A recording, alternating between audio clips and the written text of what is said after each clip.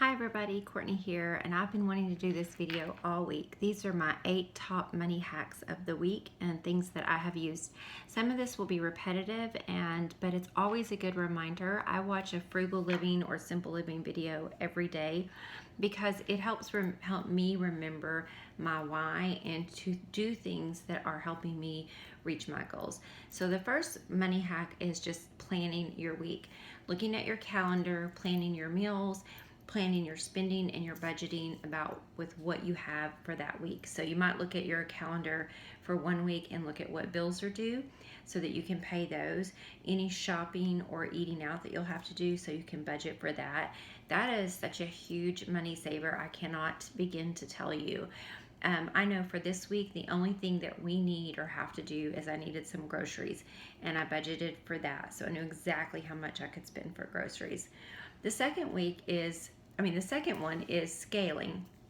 And so there are other people who talk about this, but I love this idea, and it's just like scaling back from what you're used to. So I had gotten in a really bad habit of going through the drive-through car wash, and the one that I really had liked was like $10.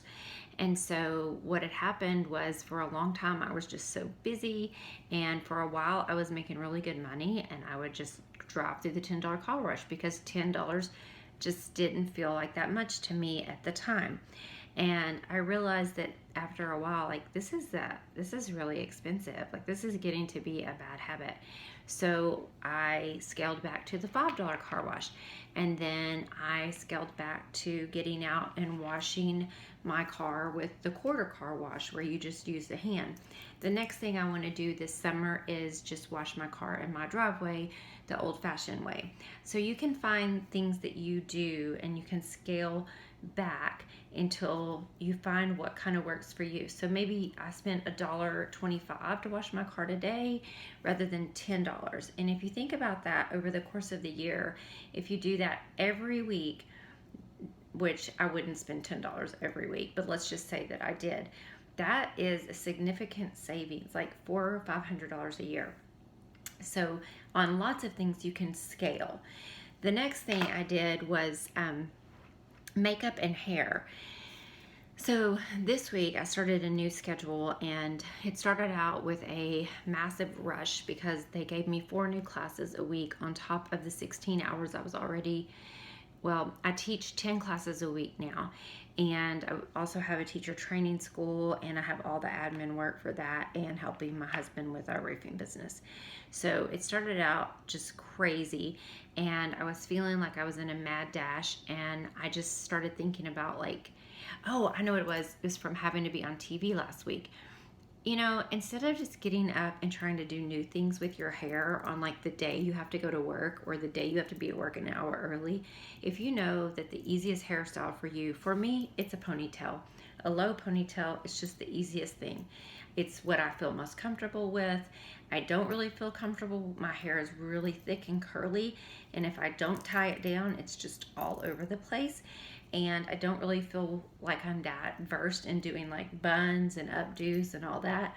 So if I want to try a new hairstyle, I don't do it on a morning that I have to go to work. I just stick with what works and what's easy. And sometimes that does just mean blow drying my hair and walking out the door with it big and frizzy. But stick with what you know works. Also, your makeup routine if you wear makeup. Just getting up and having a basic routine, not trying to get fancy with your makeup on a day that you're trying to rush.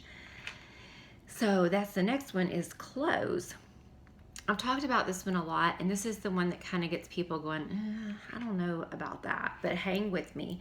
That is having what I would call a uniform. Now, it doesn't mean you wear the same thing every day. I know Mark Zuckerberg wears like a sweatshirt and jeans every day and like Converse, but I don't do that. I don't have that extreme.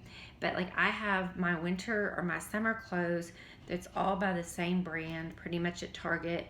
Most of my summer clothes, they're all interchangeable. So I have like 6 pairs of pants in this brand and like 7 or 8 shirts, and I can just interchange all of that really easy. Also wear Jambu sandals during the summer because they're super comfortable and I know that they fit my feet and I can work in them. These clothes are light and flowy in the summer in Arkansas where it can be 100 degrees and 100% humidity. They don't stick to my body and I just know they work. I don't try to go with fancy new outfits or change things on days when it's busy. I do the same thing in the winter: leggings, boots, and sweaters or sweatshirts pretty much the whole winter. If I'm training or teaching, I usually wear a t-shirt and a pair of sweatpants. All right, let's talk about exercise. So exercise can be challenging because a lot of people feel like they need a gym or they need to do the next big thing. They need to do bar classes or go to a boxing gym or whatever. And my husband does, and it really adds value to his life. But if you are trying to scale that back and simplify your life, I have a treadmill at home that was given to me for free. The one I had before that, I purchased used for $150. I use it at least 5 times a week. I have all my yoga equipment at home and the stuff I've just collected over the years. I do a yoga video or I walk at least 20 minutes a day. That's the only pressure I put on myself. Now the truth is, last night I did 45 minutes of walking and a 20-minute yoga video.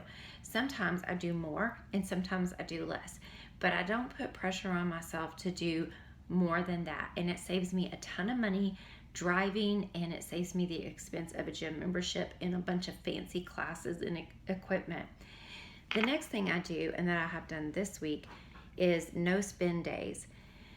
So I was just told at work that I'm gonna have about 4 days off a month that I wasn't expecting to have off. It's actually 4.5 days. And that's going to actually cut my payback quite a bit, but that's okay because I'm really good at being efficient. So I won't be working those days. So what I will be doing is I will be staying at home most of those days. You see, we live about 30 miles from everything. So I plan all of my running around on days where I'm already out. If I'm going to work, that's the same day I go to the grocery store. If I'm taking my son to work out, I'm going to go to my Al-Anon meetings at that time. So I really try to plan my driving in routes. And so that's a whole nother thing, but no spend days. I stay home. I don't spend money. I cook from the pantry. I cook from the fridge. I cook from the freezer. I work from home. I organize. I clean. This saves me a ton of money in so many ways, and I don't have to get dressed up. I don't have to put on makeup. It's just very chill and very nice.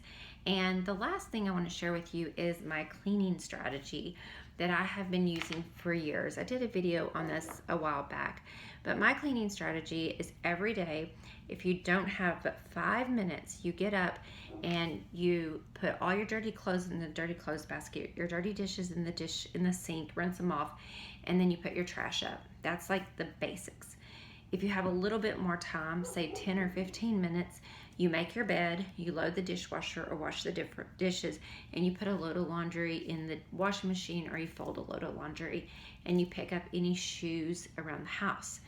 And if you have 20 minutes, you can do all of that and tidy your house in 30 minutes a day. And that's another kind of scaling thing. If you have 5 minutes, trash, laundry, dishes. If you have 20 minutes, you're going to make the bed, you're going to do the trash, the laundry, the dishes in a more larger scale way. Just by doing that every day and doing things in little chunks, you will be amazed at how much time you save. And if honestly, I live on a farm, lots of dogs. If you will do these things, you will be amazed. Like, if you can do a lot of these things and keep your life more simple, how much more productive you will be. Living in a cluttered life and not being healthy, those things you're not going to be successful in your life doing that. I think I wanted to talk about groceries there too. And I'll just quickly say, tonight I had the option of going out to eat like I do every night, but I have that option all the time.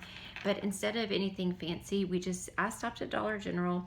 I got a few items you can eat some things healthy at Dollar General. It's not Whole Foods healthy, but it's healthier than going out. And so my husband made breakfast for dinner. I have some basics to pack for my lunch tomorrow for work. And to be quite honest, I spent $74, and that included dog food and toiletries and groceries that will get us through the weekend. I'm making beans and cornbread for my husband. That will get us through the weekend. We won't have to go out to eat, and that will save us so much money. And quite frankly, I'm so disappointed most of the time when I go out to eat. By the time I pay the bill, and I'm just like, gosh, I could have made something so much better. I mean, a cup of soup and a sandwich would have been better than a lot of the restaurant meals I've had out. So I hope you found this helpful, and thank you so much. If you like this video, I hope that didn't blur on you. I was getting a warning with my camera. Please give it a thumbs up and subscribe, and share any of your saving ideas down below, your money tips or your hacks. Thank you so much. I appreciate that. I realize I did not count those off, but there should have been about 8. So have a great night. Bye.